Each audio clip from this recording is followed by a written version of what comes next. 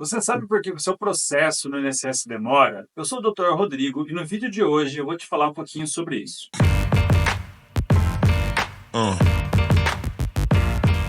Para a gente entender um pouquinho de como que funciona o processo no INSS, o que ele serve, para quê, quando você tem que fazer esse pedido, é bom a gente dar um passinho antes e começar a falar o que é o INSS. O INSS, Instituto Nacional da Seguridade Social, é a autarquia federal, ou seja, o órgão do governo que cuida disso. Dentre outras coisas, cuida dos processos de aposentadoria, de pensão, de benefícios assistenciais e por aí vai.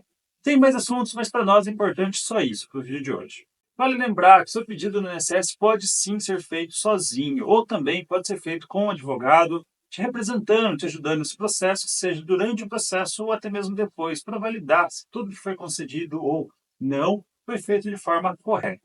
E o que pode ser pedido no INSS? Os pedidos, dentre outros casos, que interessam para nós hoje, são principalmente as aposentadorias, como, por exemplo, aposentadoria especial, aposentadoria por idade, aposentadoria por tempo de serviço, benefícios de aposentadoria por invalidez e o auxílio-doença, que agora são os benefícios por incapacidade temporária ou permanente, auxílio-acidente, salário-reclusão, salário-maternidade, dentre outros benefícios.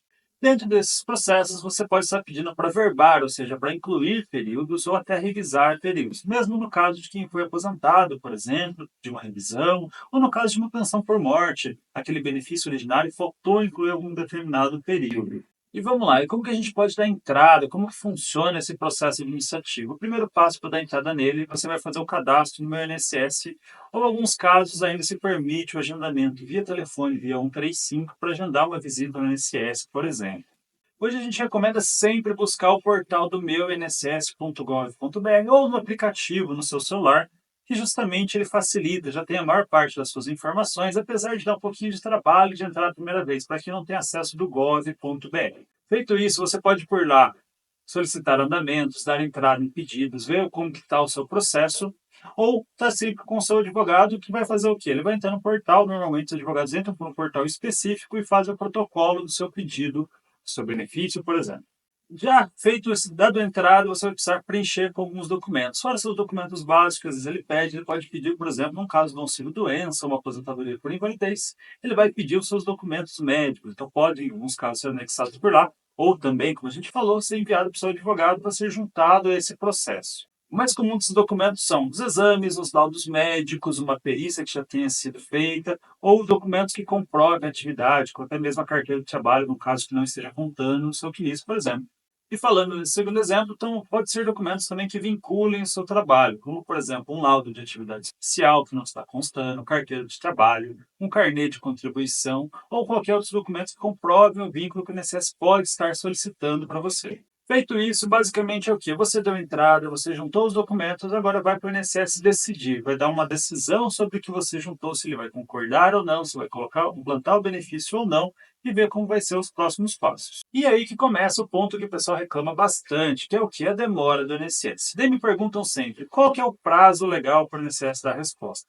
Em via de regra, o prazo é 30 dias, se justificando, podendo ser prorrogado por mais 30. Mas a gente vê bastante que não é sempre que isso acontece. E o que causa essa demora? Uma das coisas pode ser uma falha que a gente comete, mesmo sem ter intenção de fazer ela, que é o quê? Esquecer um documento, documento faltante, o documento que o INSS solicita, vai precisar de uma exigência, por exemplo.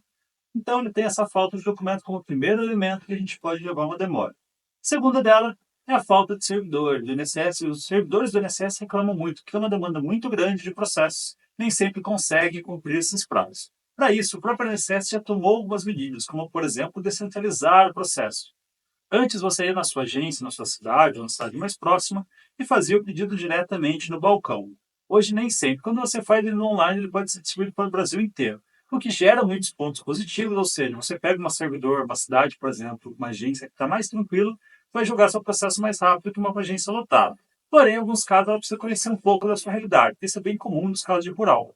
Às vezes ele não conhece a região sua, não conhece a sua produção, como era a atividade de lavoura da cidade ou da região que você mora e acaba gerando um pouquinho mais de complicação nesse sentido. Tá bom, mas e aí? Como que eu faço para agilizar o meu processo ali no INSS? Vamos lá, depende do caso. Em alguns casos, por exemplo, como aposentadoria, o que você pode fazer? Você pode se programar para ela.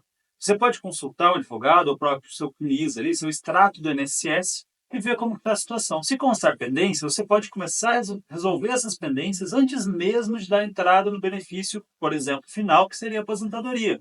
Ou seja, você pode estar consultando sempre, agora enquanto você está trabalhando, ver se tem alguma pendência, se tem alguma irregularidade, para estar buscando resolver isso sem precisar na urgência dela. E o terceiro ponto é você se atentar nos pontos que dão conflito no INSS no seu pedido, principalmente em caso de aposentadoria, que são o quê?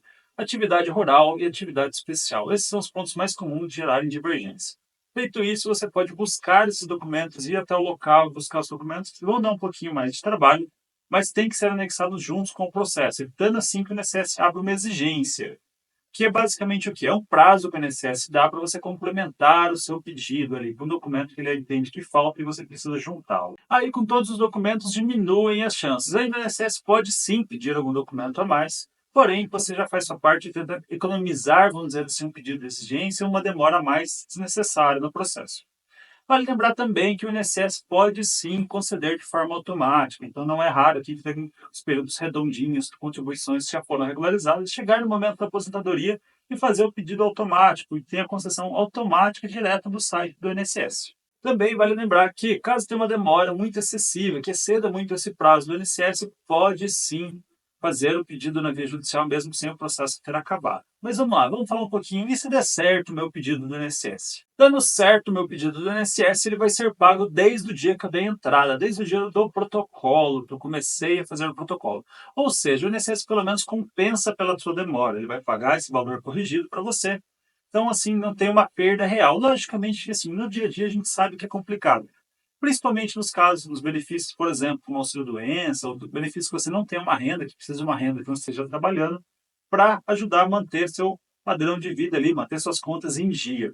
Então você tem esse prejuízo, mas o INSS, de uma certa forma, acaba compensando ali, diminuindo um pouquinho assim o prejuízo. Feito isso, o INSS vai estar depositando dinheiro na sua conta, ou em alguns casos mandando o cartão de benefício, indicando qual agência você vai poder fazer o saque desses valores. E daí também no primeiro resgate, no primeiro levantamento do valor que você vai receber, você pode escolher para depositar na sua conta, ao invés do banco indicado pela própria agência ali, do próprio benefício. Tá bom, mas e se meu benefício for negado ao invés de ser concedido? O que eu devo fazer? Sendo negado o seu benefício, o que você pode estar fazendo é buscar duas opções. A primeira delas é um recurso no próprio INSS, ou seja, você busca um segundo julgamento, entre aspas, uma segunda opinião ali sobre a sua decisão, ou até mesmo buscar na via judicial uma decisão que mude isso. Mas o que a gente precisa entender antes de escolher qual caminho que é o mais correto seguir, ou que é o melhor a seguir? Primeiro ponto é você identificar qual é o motivo que foi indeferido o seu benefício, ou seja, entender por que ele foi negado pelo INSS. Ah, você faltou um requisito, você faltou um documento, você não cumpriu um prazo, a perícia não foi marcada, ou você não compareceu na perícia. Tem muitos casos que o simples fato, por exemplo, não comparecimento na perícia, você pode remarcá-la e lá fazer a perícia para ver o resultado, o entendimento. Um documento, você pode juntar esse documento para estar fazendo, cumprindo essa exigência que o INSS abre. Em alguns casos, você vai entender depois seja melhor para a justiça ou melhor seguir no próprio INSS, que muitas vezes o próprio INSS tem decisões mais vantajosas até mesmo do que a justiça, diferentemente do que a gente pensa na primeira instância. Então, assim, também vale lembrar que caso você entre um recurso na via administrativa, ou seja, um recurso no INSS, você não perde o direito de entrar na justiça. O que na justiça nem sempre é o caso concreto, ou seja, dependendo da matéria que você fazer o pedido na justiça, você não pode pedir novamente, ou seja, já tem uma coisa julgada sobre determinado assunto, a não ser que haja uma alteração, você não pode pedir mais. Até por isso vale esse cuidado antes de buscar alguém que entenda, de que te acompanhe nesse processo para estar te ajudando. Então, para resumir, o que a gente fez hoje? A gente conversou um pouquinho sobre o que é o processo do INSS, onde que ele funciona, como que você entra no meu INSS para dar entrada no seu benefício, quais tipos de benefícios você pode pedir por lá. Demos alguns exemplos deles, vimos o que pode dar errado, como facilitar para agilizar, o que acontecer em caso de demorar, e agora, também caso seja concedido ou seja indeferido o seu pedido. E agora que você já sabe como funciona o processo administrativo no INSS, eu vou pedir para você se inscrever no nosso canal. E se você conhece alguém que precisa dessa informação, compartilha com ela esse vídeo. E agora eu vou ficando por aqui, até o próximo vídeo.